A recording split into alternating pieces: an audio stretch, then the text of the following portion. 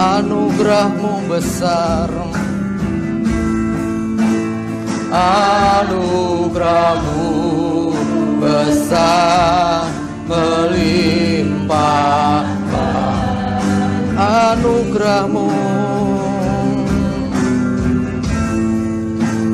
anugerah-Mu besar, melimpah bagi. Sungguh besar anugerah-Mu ya Tuhan atas hidup kami. Sungguh luar biasa penyertaan dan perlindungan Tuhan. Kami sungguh mengucap syukur untuk setiap waktu, setiap masa yang boleh kami lewati, di mana Tuhan tidak pernah meninggalkan kami. Dan kami percaya penyertaan-Mu sempurna. Kami percaya penyertaan-Mu senantiasa sampai kepada akhir zaman. Terima kasih Tuhan. Dan pagi ini kami juga akan merenungkan sabda firman-Mu.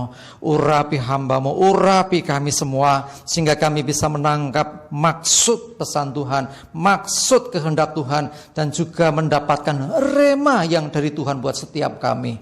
Terima kasih Tuhan. Dalam nama Tuhan Yesus kami naikkan segala pujian dan hormat dan kemuliaan, syukur dan doa kami. Haleluya. Katakan sama-sama amin. Silakan duduk, silakan kembali. Shalom. Ya, puji Tuhan, kita ada di akhir bulan Juni. Berita yang beredar, pandemi COVID-19 saat ini cukup mengkhawatirkan.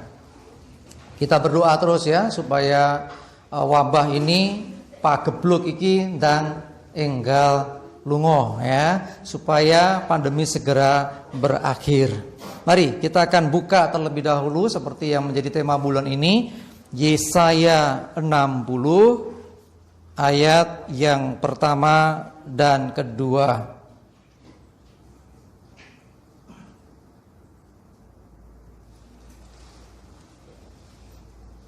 Sudah ketemu? Saya akan baca lebih lanjut sampai ayat yang kelima. Yesaya 61 sampai 5 saya bacakan. Bangkitlah menjadi teranglah, sebab terangmu datang dan kemuliaan Tuhan terbit atasmu. Sebab sesungguhnya kegelapan menutupi bumi dan kekelaman menutupi bangsa-bangsa. Tetapi terang Tuhan terbit atasmu dan kemuliaannya menjadi nyata atasmu. Bangsa-bangsa berduyun-duyun datang kepada terangmu, dan raja-raja kepada cahaya yang terbit bagimu. Angkatlah mukamu dan lihatlah ke sekeliling. Mereka semua datang berhimpun kepadamu.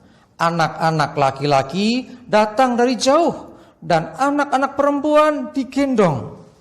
Pada waktu itu aku akan, saya ulangi, pada waktu itu engkau akan heran melihat dan berseri-seri. Engkau akan tercengang dan akan berbesar hati, sebab kelimpahan dari seberang laut akan beralih kepadamu, dan kekayaan bangsa-bangsa akan datang kepadamu. Ya, Tuhan ingin supaya kita menjadi terang. Terang itu berarti mempengaruhi. Ya, jadi di mana ada terang, gelap mesti minggir. Dan tidak ada ceritanya sebetulnya terang kalah dengan gelap. Dan tidak ada cahaya yang namanya gelap. Pernah ngurup ke senter metuni poteng. Itu senter mati. Orang nyorot berarti kan? Jadi kita ini diminta Tuhan supaya menjadi terang. Jadi padang yang jagat. Ya, dikatakan bumi dalam kegelapan, kekelaman melingkupi bangsa-bangsa. Apalagi di tengah pandemi ini, ya banyak orang, banyak manusia di muka bumi berseru-seru. Banyak orang kehilangan harapan. Lalu kita melihat hari-hari ini juga bahwa perekonomian itu begitu goncang luar biasa. Banyak supermarket, bahkan mungkin hiper ya, yang kukut. Ya, nggak bisa bertahan. Ya, di samping karena persaingan, tetapi juga karena adanya pandemi. Sehingga akhirnya apa? Banyak yang gulung tikar. Bapak Ibu saudara dikasih Tuhan, kekhawatiran, ketakutan meliputi bangsa-bangsa. Bahkan kalau kita mau jujur, kita pun kadang ada was-wasnya. Betul nggak? Wis tonggone dewe, wis ya, sedulure dewe. Ya, saya kemarin dapat kabar. Teman saya 1 minggu, ya dari Senin sampai Jumat, nggak ada seminggu ya, Senin, Selasa, Rabu, Kamis, Jumat, 4 hari. Anggota keluarganya 3 orang meninggal berturut-turut. Senin ayahnya, Pak Pendeta Thomas dari Boyolali, teman pelayanan juga. Tapi saya baru tahu nih anaknya itu teman sekolah saya. Terus Selasa itu kakaknya. Kemarin Jumat ibunya. Begitu mengkhawatirkan. Karena itu Bapak Ibu saudara dikasih Tuhan, apa yang bisa kita andalkan? Kita hanya bisa bergantung kepada Tuhan. Amin. Mau bergantung ke dokter. Kemarin berapa waktu yang lalu dokter di dekat rumah orang tua meninggal juga karena COVID. Mengerikan. Mau bergantung kepada siapa? Kita hanya punya satu Tuhan. Dia tempat kita bergantung. Kalau kita terus terhubung dengan Tuhan, bukan hanya ditolongnya hidup kita, tapi Tuhan ingin kita memancarkan terangnya. Kalau dunia dalam ketakutan, kita datang memberikan ketenangan, memberikan pengharapan. Nek tonggone sambat Muhammad ini piye, kita jangan yo piye yo, padha wae. Geng kopi ini ngantek kena kabeh. Geng kopi ini mati, geng mlebu ning neraka. Yo padha wae. Saudara dan saya punya pengharapan. Amin. Kalau toh ada juga anak-anak Tuhan yang karena keadaan ini akhirnya harus pulang ke alam sana. Saya percaya, kita percaya, orang-orang yang matinya dalam Tuhan, mbah penyebabe apa? Ya, bisa karena corona, bisa mungkin karena sakit yang lain atau apapun itu, percayalah seperti yang dikatakan oleh firman Tuhan, dia boleh beristirahat sebab dia sudah punya pengharapan di dalam Kristus Yesus. Amin. Ini yang kita pegang. Hal terburuk, bukan kita mau nantangin yang terburuk, tetapi hal yang terburuk menurut manusia adalah kematian. Seandainya kematian terjadi karena kita masih punya daging, ya kita tentu juga daging kita suatu saat akan istirahat alias mati. Tetapi saya mau beritahu saudara, kita punya pengharapan. Karena itu pada saat seperti ini, saudara dan saya mesti tampil beda. Nah, yang lain takut bukan kita ngeremehke. Sekali lagi saya tidak ngajari ngeremehke. Ora ono corona, ono. Saya ya Tuhan, pendapatnya orang genah kaya ngono banyaknya, korbannya masih enggak percaya. Kita percaya ada itu. Tetapi orang-orang yang di dalam Tuhan punya hikmat. Ya, Amsal juga katakan toh, ketika ada malapetaka, orang bijak bersembunyi, artinya menghindari. Enggak usah sosok ada malapetaka nantangin malah maju, ya. Orang fasik tetap maju dan kena celaka. Loh, firman Tuhan bilang gitu loh. Jadi orang yang bijak dia menghindar. Saya pernah lihat gambar meme. Meme ki apa toh? Jawane meme kok. Wis ngono kuwi lah pokoknya gambar ning nggon itu loh Facebook itu loh. Ada mobil, dia berjalan di jalan yang benar. Depannya enek kebo gede banget, ganteng. Kebunnya yang salah. Sekarang nek ngadepi ngono kuwi, ben aku bener. Aku ra wedi. Kira-kira apa yang terjadi? Ya gledak. Saya masih ingat tetangga saya. Sekarang ada di sana masih, orangnya masih ada. Satu kali dia ini mau pergi ke daerah, kalau tidak salah sih ke arah Karangpandan, arah Tangmangu. Dari jauh dia melihat ada sapi bedal. Tahu sapi bedal ya? Wow, pelayunnya duduk. Jalannya gini, lurus ke arah timur, arah Tangmangu dari sini. Dan naik motor, saya aku. Ternyata bareng. Sebetulnya ya harusnya orang berhikmat iso ngerem. Dipikirnya aku udah kenceng, geng sapi nih saya ngerem. Ora mungkin sapi ngerem, tak banjir dier. Akhirnya telasaran. Ya, jadi kita harus berhikmat. Ada yang seperti itu, bukan kita nantangin. Tapi ingat, jangan sampai spiritnya, ingat ada spirit di balik virus COVID-19. Ada rohnya ternyata. Roh apa? Roh intimidasi, roh ketakutan. Itu menghinggapi banyak orang. Akhirnya apa? Orang menjadi istilahnya ketakutan yang berlebihan tuh loh. Paranoid. Hati-hati, jangan sampai demikian. Ingat, berhikmat harus ya, tidak memungkinkan ibadah di gereja, di rumah juga boleh. Yang penting ibadah, saya sampaikan di renungan pagi, jangan ditinggalkan. Loh, gara-gara corona kita nggak beribadah, berarti kita lebih memuja manut sendiko tahu corona. Tuhanmu siapa? Bukan corona Tuhan kita. Tuhan kita Yesus Kristus yang penuh kuasa. Amin. Ya kita manut sama Tuhan. Firman Tuhan bilang apa? Ya, suruh beribadah ya beribadah. Sekalipun dengan hikmat. Ya, kalau nggak bisa ibadah, wah kok gerges-gerges awak kurang penak ya. Oke, ya nggak datang dulu nggak apa-apa di rumah. Apalagi sudah canggih sekarang ada gadget, ya, ada smartphone, ada HP cerdas. Kalau punya HP cerdas, maaf, kita juga harus mengupgrade diri, jangan sampai orangnya nggak cerdas. Loh, punya HP canggih, soalnya gue SMS, lo telepon, rugi. Ya toh, sekarang sudah bisa ada sudah bisa lihat sosial media atau media sosial, di situ juga ada khotbah-khotbah, ada renungan firman, sudah manfaatkan itu, ya. Nah, sekali lagi, hal yang terpenting adalah kita harus jadi terang. Dikatakan janji Tuhan apa? Dikatakan oleh firman Tuhan, bangsa-bangsa berduyun-duyun datang kepada terangmu. Sebetulnya dalam bahasa sederhananya ini bukan datang kepada kita loh. Terang kita ini yang didatangi. Terang bicara apa sesungguhnya? Apa yang kita kerjakan? Perilaku kita yang dilihatkan itu toh. Orang bisa ngelihat kebaikan itu dari apa? Dari perilaku kita, dari ucapan kita.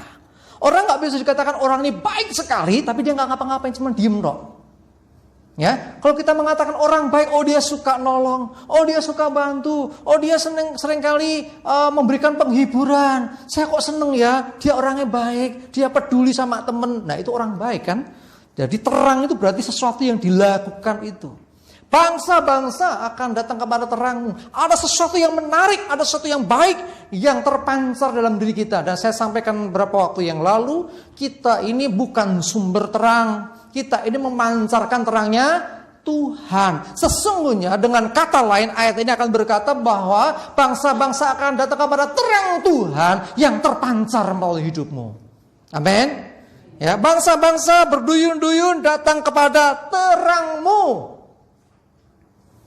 Terus dan raja-raja kepada cahaya yang terbit bagimu. Jadi ada cahaya yang terbit sehingga raja-raja, pemimpin-pemimpin, penguasa dunia pun akhirnya mereka juga datang.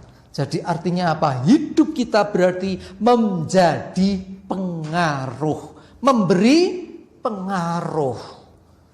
Nek bengi itu saya naik motor. Nek pas musim apa yang ngaran itu ya? Oke, lemot tuh. Wah, semakin motor dinyalakan terang, semakin banyak yang datang. Ya, gambarannya seperti itu.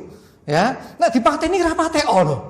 Cuman nek dipateni ra ketok dalane masalahnya. Nah, tapi begitu dinyalakan, dalane ketok. Waduh. Ya, pernah saya itu mau sini tuh ora go siji. Kiwa tengen kene kabeh Gusti Allah mandhet sih. Ngucap biaya kenone. Tapi karena itu helm saya itu kacanya kalau ditutup tuh sulap, nek dibuka ya kuwi mau ngebyuk ya. Karena apa? Terang. Ya, dunia pun demikian. Orang-orang berdosa pun demikian, dia akan datang kepada terang. Sebetulnya semua itu butuh terang. Tanpa terang kita nggak bisa ngapa-ngapain. Wong melaku kita butuh terang dong. Nek padang kan yo ora ketok dalane. Untuk bisa melihat itu butuh cahaya. Karena itulah saudara dan saya ditetapkan Tuhan jadi cahaya, jadi terang untuk menerangi orang-orang Artinya hidup kita ini harus bisa jadi panutan. Hidup kita harus bisa jadi tuntunan untuk orang-orang pada akhirnya boleh mengenal Tuhan. Ini harus kita pegang, ya. Jadi untuk bisa sampai seperti itu butuh hati yang mau merendahkan diri dipakai Tuhan. Angkatlah mukamu dan lihatlah ke sekeliling. Jangan lihat aku ki ya kaya ngene to uripku ya. Urip kok grapes wae ya. Susah banget ya. Ra ndek duit ya. Ra nek gayan ya aku kok ya mesake men ya. Aku terus sih. Firman Tuhan berkata, angkat. Jangan lihat ke dalam terus, tapi angkatlah kepalamu, angkatlah mukamu dan lihatlah sekeliling. Ada begitu banyak orang-orang yang membutuhkan terang daripadamu. Jadi fokusnya bukan lagi diri sendiri. Ketika saudara kenal Tuhan Yesus, bertobat, minta ampun, diselamatkan, sudah, artinya keselamatan sudah saudara terima. Amin. Ya wes, sekarang jangan lagi mikir kayak aku lagi. Wah, keselamatan wes, saya mikir hidupku, ya, aku akan jadi egosentris. Nah, senternya dirinya sendiri. Pusatnya dirinya sendiri. Ayo sekarang angkatlah mukamu, lihat di sekelilingmu. Ada begitu banyak orang yang membutuhkan sesuatu yang ada padamu. Yaitu apa? Terangmu. Sebab dari terang itu sesungguhnya ada sesuatu yang ingin Tuhan tanamkan lebih lanjut. Yaitu apa? Keselamatan. Mereka butuh keselamatan. Mereka butuh jalan. Supaya bisa mendapatkan jalan itu Tuhan mau pakai setiap kita manusia. Ya, terus dikatakan, ya terus langsung lewat ini ayat yang ke-5. Pada waktu itu kau akan heran melihat dan berseri-seri, tercengang-cengang. Kalau saudara mau dipakai Tuhan menjadi terang bagi bangsa-bangsa, bagi jiwa-jiwa, bagi orang lain, dikatakan luar biasa. Kelimpahan dari seberang lautan, kekayaan bangsa-bangsa akan berhimpun, akan datang padamu. Jadi artinya berkat Tuhan didatangkan atas hidup kita dari mana saja. Jenenge pemeliharaan Tuhan, yang namanya pemeliharaan Tuhan, itu kita nggak bisa prediksi. Seringkali datangnya wong Jawa ngarani sangkan paran. Kita nggak menduga kok ada saja ya cara Tuhan memelihara hidup kita. Saya jujur, saya kadang-kadang ngobrol sama istri, awake dhewe nganggo matematika apa ya iso urip seperti hitung-hitungan itu ya. Matematika kita udah nggak berlaku sepertinya. Nyatanya kita masih bisa dalam kondisi yang sulit pun tetap bisa jalan. Kok bisa ya? Nah itulah, saya percaya itu bukti pemeliharaan Tuhan. Amin. Mari saya mengajak kita semua. Saya percaya Bapak Ibu Saudara pun mengalami pemeliharaan Tuhan. Tetapi semakin engkau memancarkan terang, semakin terang, maka energi yang masuk ke dalam dirimu juga semakin besar. Semakin saudara dan saya jadi berkat bagi orang lain, semakin banyak berkat yang dikirim lagi. Karena apa? Tuhan mau saudara dan saya ini memancarkan, menyampaikan jadi saluran. Jadi saluran itu akan terisi lagi. Misalkan saudara ini saluran air. Jadi ketika mengalir akan diisi yang baru lagi. Begitu seterusnya. Tuhan ingin kita jadi terang. Jadi berkat. Kalau di awalnya adalah diberkatilah orang yang mengandalkan Tuhan. Diberkatilah engkau. Diberkatilah engkau pada waktu keluar. Pada waktu engkau masuk. Diberkati. Luar biasa. Amin. Amin. Tapi gak cukup. Naik level lagi. Itu level pertama diberkati. Level berikutnya apa? Jadi berkat. Firman Tuhan kepada Abraham berkata apa? Olehmu semua kaum di muka bumi akan diberkati. Kok oleh dia? Kan Tuhan yang menjadi berkat, sumber berkatnya. Iya, artinya Abraham menjadi berkat. Jadi jangan stop aku diberkati. Ya, aku diberkati. Terus. Kapan kita memberkati? Harus sampai aku memberkati. Semakin saudara memberkati, semakin ada berkat itu ada saja deh. Dunia saja mengenal namanya karma. Pernah dengar ya? Karma itu apa yang dibuat akhirnya kembali kepada dirinya. Ya, saya lihat itu ada itu banyak sekali di media sosial tuh. Contoh-contoh karma. Ada orang yang lempar batu mau mecah kaca sebuah toko. Dia balik kena ke batuke koncone. Lah akhirnya geblak semaput. Lah kepiye malah kocur. Ya, jadi ya dunia saja mengenal istilah seperti itu. Alkitab pun mengenalkan hal yang serupa namanya hukum tabur tuai. Saudara, nabur apa itu yang akan dituai. Nabur kebaikan, tuai kebaikan. Kalau nggak nabur tapi nuai, hati-hati nih tanggomu mbok jiko jojo. Loh iya lah nabur kok. Ayo kita sama-sama menuai. Kapan naburnya? Belum nabur sudah mau nuai. Hati-hati. Kalau ada tanggomu, ada temenmu bilang gitu, kerasa nggak pernah nabur, cek menang jangan dituai orang. Ya, kita mengatakan gitu kan, tabur maka engkau akan menuai. Jadi ketika engkau menabur terang, engkau pun akan menuai terang yang lebih besar itu kan atas hidupmu. Semakin jadi berkat, semakin diberkati. Abraham orangnya demikian. Amin ya. Jadi intinya apa? Kita jangan berhenti fokus kepada diri kita. Awalnya ya, keselamatan itu kebutuhan pribadi. Kalau ini tanda kutip, maaf, untuk keselamatan tanda kutip ya, saya pakai tanda kutip. Boleh egois. Pokoknya aku selamat. Kamu ngelarang-larang nggak bisa. Pokoknya aku percaya Yesus. Orang mengatakan jangan, enggak, pokoknya aku mau ikut Yesus. Itu halus ekstrim untuk keselamatan pribadi. Setelah itu, nah ini lanjutannya, nggak berhenti sampai di situ. Kita nggak boleh hanya fokus yang penting aku selamat. Kowe karepmu itu salah. Karena Tuhan mau kita jadi terang bagi mereka, supaya mereka pun beroleh terang, supaya mereka diselamatkan. Coba lihat contoh lain. Keluaran 3 ayat 10.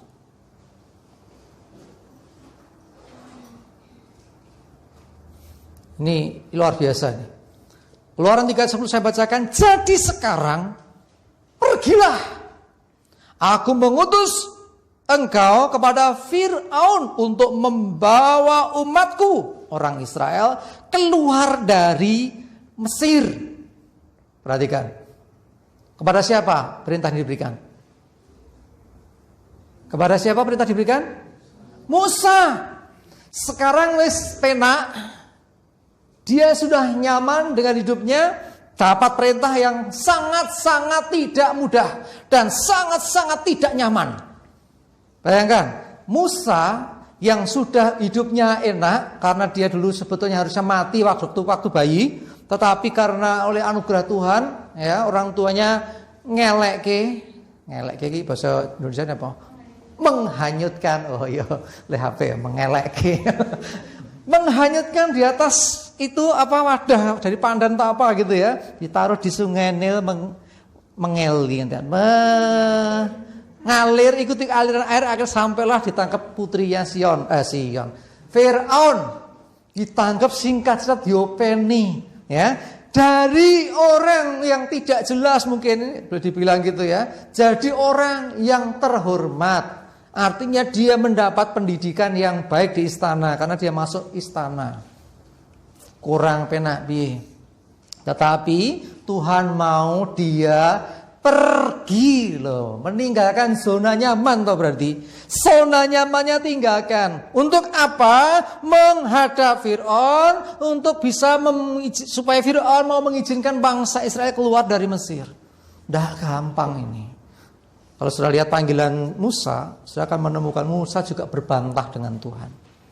Aku ini nggak pinter ngomong, jangan aku Tuhan gitu. Ada yang seperti itu di sini, disuruh Tuhan. Kok aku sih Tuhan?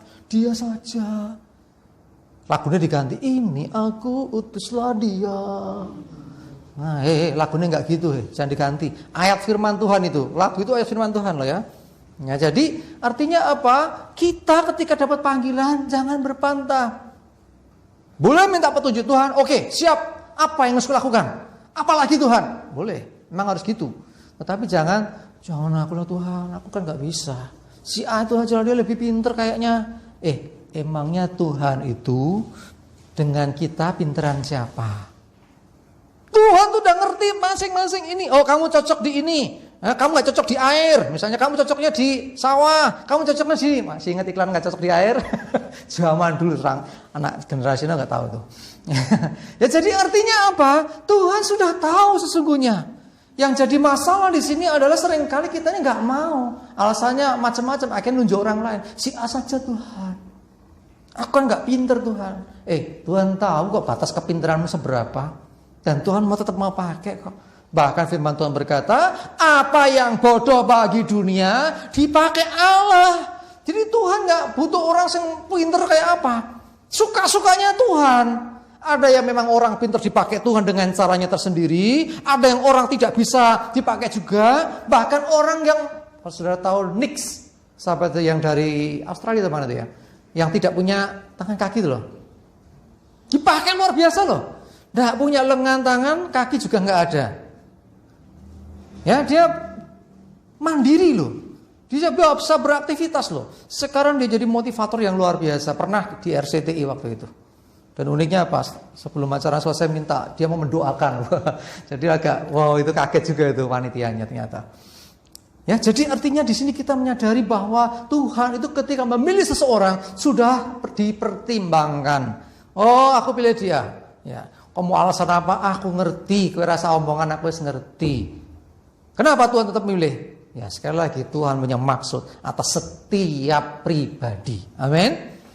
Ya coba lihat Ibrani 11 ayat 24-25. Ini masih berkaitan dengan Musa. Ibrani 11 ayat 24-25 saya bacakan. Karena iman maka Musa setelah dewasa, ya kan dia dipelihara di istana ya. Setelah dewasa menolak disebut anak putri Fir'aun. Sudah dianggap anak nih. Ya, dipungut, dijadikan anak, tapi setelah dewasa dia nggak mau disebut anak putri Fir'aun. Karena ia lebih suka menderita sengsara dengan umat Allah daripada untuk sementara menikmati kesenangan dari dosa. Aku nggak mau disebut anak putri raja. Aku lebih suka hidup bersama bangsaku. Bangsaku jadi budak di negeri ini. Sementara raja itu memperbudak. Aku lebih baik bersengsara bersama dengan rakyat. Ini pilihan, zona nyaman ditinggalkan. Zona nyaman ki apa toh? Daerah nyaman, area nyaman, penak. Nah, coba cek hidup kita, zona nyaman kita di mana? Hati-hati dengan zona nyaman. Ya, karena di zona nyaman orang tidak mengalami proses. Di zona nyaman orang tidak bisa bertumbuh. Orang yang bertumbuh selalu dia keluar dari zona nyaman. Kalau masih di zona nyaman terus, ya dia akan seperti itu, nggak berubah.